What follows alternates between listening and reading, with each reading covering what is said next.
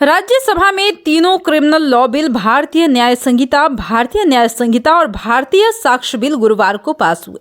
बुधवार को ये तीनों बिल लोकसभा से पास हो चुके हैं। अब इन्हें मंजूरी के लिए राष्ट्रपति के पास भेजा जाएगा। उनकी मंजूरी मिलते ही ये तीनों बिल कानून बन जाएंगे। बिल पास होते ही राज्यसभा को अनिश्चित काल के लिए स्थगित कर दिया गया।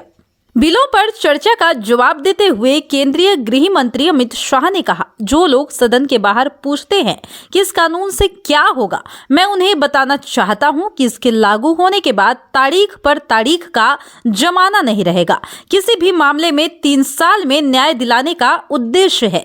जो कहते हैं कि नए कानूनों की जरूरत क्या है, उनको स्वराज का मतलब नहीं पता। इसका मतलब स्वशासन नहीं है, इसका मतलब है स्वधर्म, भाषा, संस्कृति को आगे बढ़ाना। गांधी जी ने शासन परिवर्तन की लड़ाई नहीं लड़ी, उन्होंने स्वराज की लड़ाई लड़ी। आप 60 साल सत्ता में बैठे रहे, लेकिन स्व को लगाने का काम नहीं किया। ये काम मोदी जी ने किया है। अमित शाह ने कहा कि अंग्रेजों का बनाया राजद्रोह कानून, जिसके चलते तिलक, गांधी, पटेल समेत देश के कई सेनानी कई बार 6-6 साल जेल में रहे, वह कानून अब तक चलता रहा।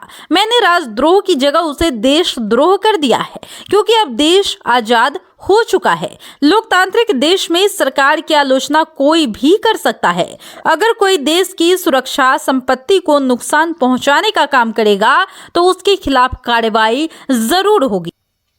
अमित शाह आगे कहते हैं कि अगर कोई सशस्त्र विरोध करता है, बम धमाके करता है, तो उसके खिलाफ कार्रवाई होगी। उसे आजाद रहने का हक नहीं, उसे जेल जाना ही होगा। कुछ लोग इसे अपनी समझ के कपड़े पहनाने की कोशिश करेंगे, लेकिन मैंने जो कह दिया उसे अच्छी तरह समझ लीजिए।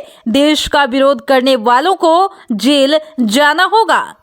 बता दें कि देश में कई केस लटके हुए हैं और बॉम्बे ब्लास्ट जैसे केसों के आरोपी पाकिस्तान जैसे देशों में छिपे हैं। अब उनके यहां आने की जरूरत नहीं। अगर वो 90 दिनों के भीतर कोर्ट के सामने पेश नहीं होते हैं तो उनकी गैर मौजूदगी में ट्रायल होगा। बता दें कि कई धाराएं और प्रावधान बदल जाएंगे, जिसमें है आईपीसी में 511 धाराएं अब 356 बचेंगी, 175 धाराएं बदलेंगी, 8 नई जोड़ी जाएंगी, 22 धाराएं खत्म होंगी। इसी तरह सीआरपीसी में 533 धाराएं बचेंगी, 160 धाराएं बदलेंगी, 9 नई जुड़ जाएंगी और 9 खत्म होंगी। पूछताछ से ट्रायल तक वीडियो कॉन्फ्रेंस से करने का प्रावधान होगा, जो पहले नहीं था। फैसलों में तेजी आएगी। देश में 5 करोड़ केस पेंडिंग है, इसमें से 4.44 करोड़ केस ट्रायल कोर्ट में है। इसी तरह जिला अदालतों में जजों के 25,042 पदों में से 5,850 पद खाली हैं।